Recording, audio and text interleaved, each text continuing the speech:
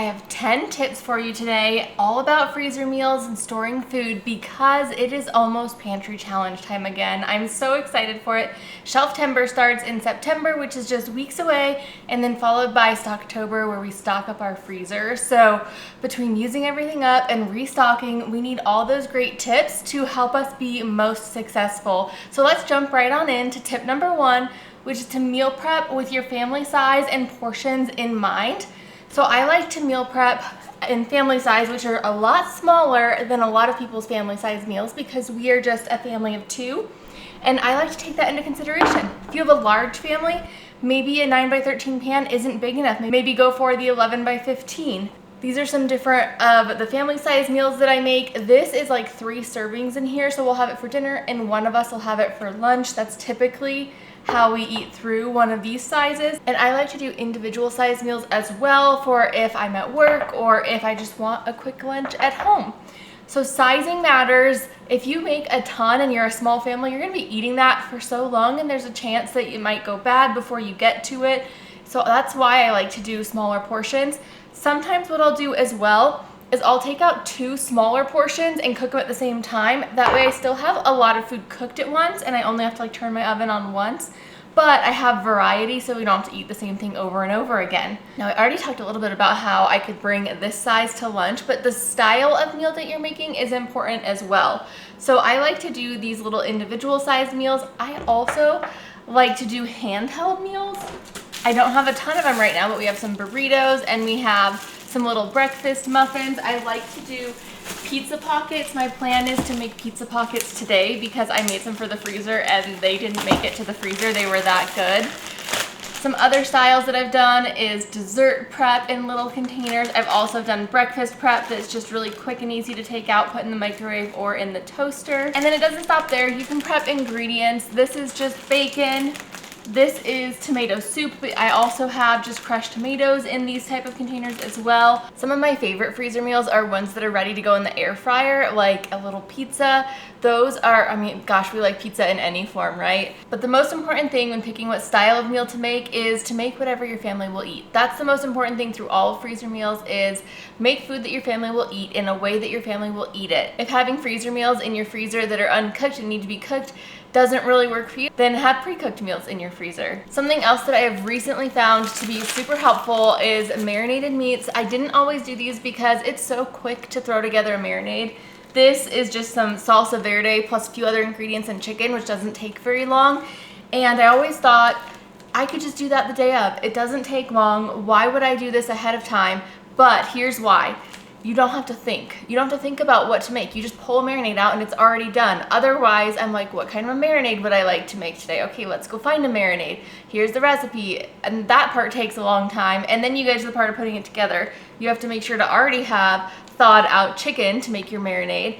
And then you get to make your marinade. And then you have to have long enough for it to marinate in order to have your marinated meat. So that's a lot to kind of put all together, but if you have marinated meats in your freezer, all you have to do is maybe the night before, pull it out and then let it thaw overnight in your fridge, and then you can cook it. This is just so much easier. Basically, this one takes away the mental load. It's not necessarily how long it takes to put the ingredients in the bag. It's the mental load that comes from having to marinate your meats on the day of, and this is such a time saver and a huge win. And one of my favorite go-tos now for freezer meals. Now my preference when I make freezer meals is that I want all of it to be in one. I don't really like, even when I cook meals that aren't freezer meals actually, I don't like to do a main, a side, a vegetable. That's a lot and I prefer to just have it all in one. It's so much easier to eat. It's so much less thinking when you're eating. I mean, I don't know about you, but do you have an order of what you eat things on your plate? If I have everything just all together in one, that's my preference. So some examples of this would be like a stir fry where you could put your meat and veggies over your rice. That's all in one. You could freeze that as well. I like to freeze stir fries in individual containers because they just make for a super quick and easy lunch. I also like to make things like burritos where I'll have the veggies and the meat all inside of a tortilla. That's your veggies, meat, and starch all in one. Basically any meal that I'm making, I try to have at least 2 of those. I try to not have it be just the meat or just the veggie or just the starch. I recently made sloppy joes with biscuits on top. I put those in my freezer. That's what we had out earlier. So what I did here was I just took sloppy joes, put it on the bottom layer, which you could stop there and then put it on a bun after you warm it up. But I put biscuits on top, and then I can just bake that, and then that's the biscuit and the sloppy joe. We do need like a side salad or something with this, but at least we've got 2 out of the 3. But my biggest goal with getting all the different food groups in one meal is the mental load. It's so much more mental load to make 4 things or 3 things than it is to just make 1 thing, especially if it's a freezer meal. If all I have to do is put it in the oven, that's fantastic. Or even the microwave, that's so much less work than putting it in the oven, figuring out a vegetable for the side, figuring out if we want to have noodles with it or rice with it or bread with it. It's just all ready to go, no thinking involved, and that's the way that I like to cook on days that I don't want to cook. Okay, we've come down into the basement because I wanted to show you another tip, and this is one of my favorites that I use all the time, and that is to flat freeze. So when I package up something like diced chicken, whoo, that's cold. I like to freeze it as flat as I can get it. Same with if I get a bulk pack of ground beef and then I need to freeze it in individual packets. I could, you know, get it all in the bottom and roll it up, or I could flatten it out as much as I can, and I choose to flatten them because, you guys, they're so much quicker to thaw. So if you decide, hey, I feel like cooking today, oh shoot, I didn't take out any meat, you have this and it can thaw so quickly. If you just take it out an hour or 2 before and stick it in a cold water defrost, it'll thaw out just fine for you. And you know what else I do? I do use the microwave to thaw meat sometimes, and that's okay.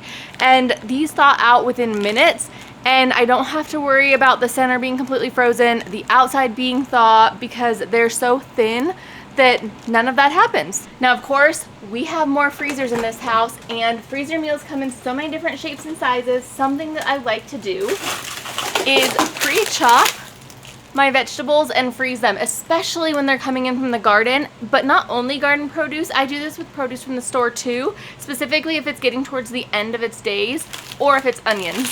So this is some zucchini from last year's garden, and what I did was I just chopped it up, threw it in some bags, stuck it in the freezer. Of course, I labeled them.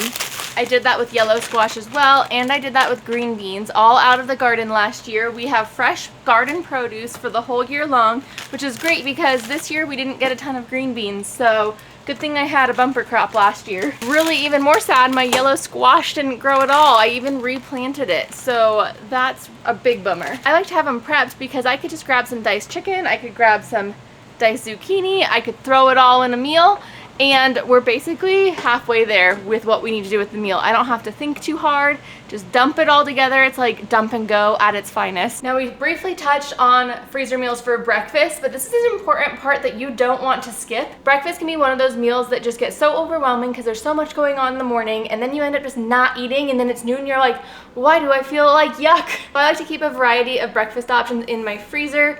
I have breakfast burritos right now. We have pancakes with sausages inside. Sometimes I like to do pancakes without sausages inside. I do have bacon prepped. We have some bread.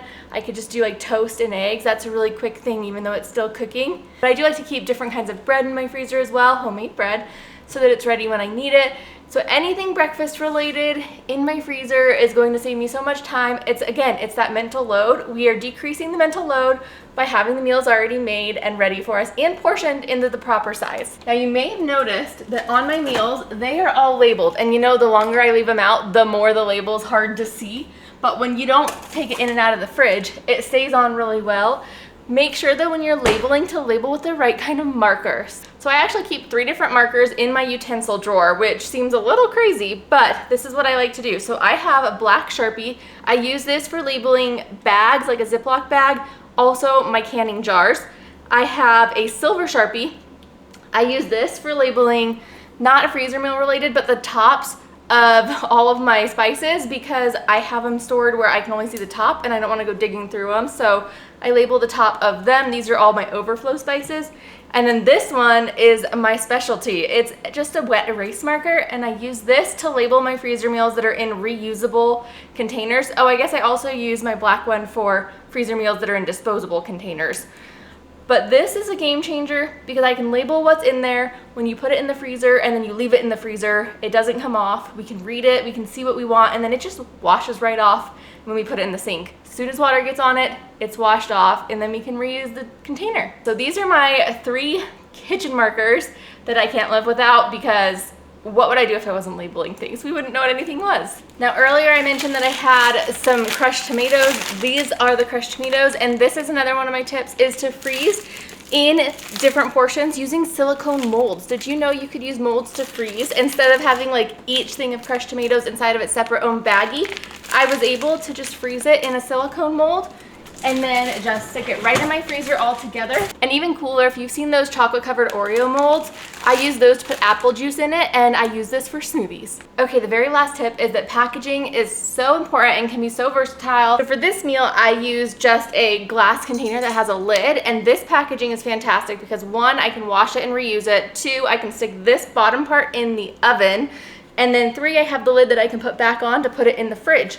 I wouldn't do this if I had something raw inside though, because I wouldn't want to put a lid that had raw food back on top of my freezer meal after it's cooked, that is. This also is a great option. This is a disposable freezer meal container. This is great for if you want to gift a meal or if you just don't want to deal with cleanup. I can just throw the whole thing away. 2 different options for this one. Of course, you could do something like we did with the burritos, where all the burritos are in one bag and then you just take one burrito out. When you're done, you can reuse the bag or throw the bag away. Or what I used to do with burritos is I used to wrap them individually in foil. You could do that as well if you just want like a quick one where you can take it with you outside of the house. That's a great option too. So as we get closer to Shelftember and Stocktober pantry challenge months, I want you to remember all these tips, and also I want to know what tips you have. So if you have extra tips, please leave them down below for all of us. We would all greatly appreciate it because it is the fun time of year. My favorite months are coming, not just because of pantry challenges, but the fall is just beautiful. That's when the garden is in full bloom. If you're interested in pantry challenge, we're not there yet, but I did do a pantry challenge earlier this year. I'll link you to that one here. And then last year's Shelftember, I will link you to our kickoff here. Thanks so much for being here. I can't wait to see you next time. Bye-bye.